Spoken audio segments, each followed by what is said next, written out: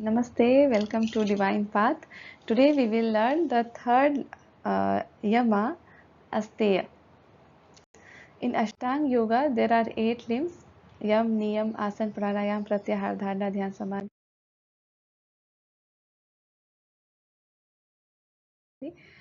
उसमें 5 यम है: अहिंसा, सत्य, अस्तेय, ब्रह्मचर्य, अपरिग्रह. एंड उसमें भी तीसरा लिंग है अस्तेय, दैट इज नॉन स्टीलिंग. चुराना नहीं है, चोरी नहीं करना.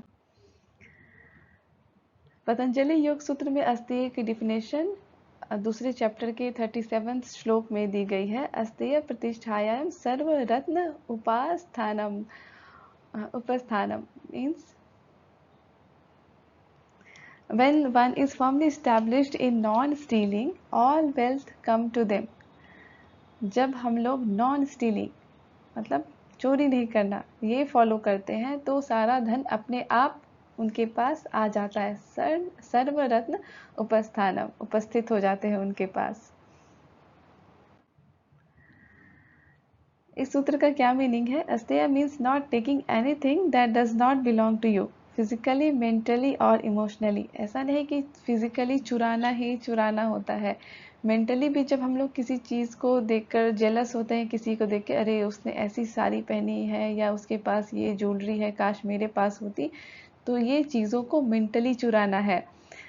ऐसा भी नहीं सोचना है. Practicing that will avoid that means अस्तेय की प्रैक्टिस नहीं हुई अगर ये भावना मन में आ गई तो. और इमोशनली भी किसी को हार्म नहीं पहुंचाना है, किसी का टाइम किल नहीं करना. This is all this meaning of this सूत्र. Okay. When a person truly embodies Asteya, they become so trustworthy and content that abundance naturally flows to them. एक तो पहले से भी content होते हैं एंड वो जो भी सोचते हैं, जो भी चाहते हैं, वो चीज़ अपने आप उनके पास आ जाती है क्योंकि उनके मन में जेलसी या ग्रीड नहीं है. It's not just about refraining from theft but also about eliminating greed, envy and possessiveness. जैसे इमोशनली हमारे मन में क्या होता है कि काश वो चीज़ हमारे पास होती, इस तरह से हमारे अंदर जो फीलिंग आ जाती है, जेलसी आती है, ग्रीड आता है. दिस अस्तेय रिमूव्स दैट. ओके. तो योग जो है हम लोग बस वो फिजिकल आसन ये सब नहीं है बल्कि ये हमें अंदर से प्योरीफाई करते हैं. जब हम लोग ये सब डिसिप्लिन फॉलो करते हैं, यम वाले डिसिप्लिन फॉलो करते हैं, तो धीरे धीरे हमारे अंदर चेंजेस अपने आप होने लगते हैं. Okay. So it is not about not thinking or something which does not belong to us. Okay, not only material but also intellectual and emotional domains. Okay, it promotes contentment and trustworthiness in our daily life.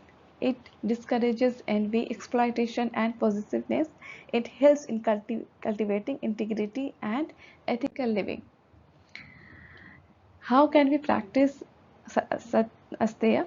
Is avoiding plagiarism or copyright ideas, being punctual and not stealing others' time, respecting boundaries and not taking undue credit, practicing gratitude and contentment. It builds trust and harmonious relationships. It enhances self-respect and peace of mind. It leads to simplicity and spiritual growth. It contributes to a just and ethical society. Thank you for now. Next video we will learn Brahmacharya. Thank you for now.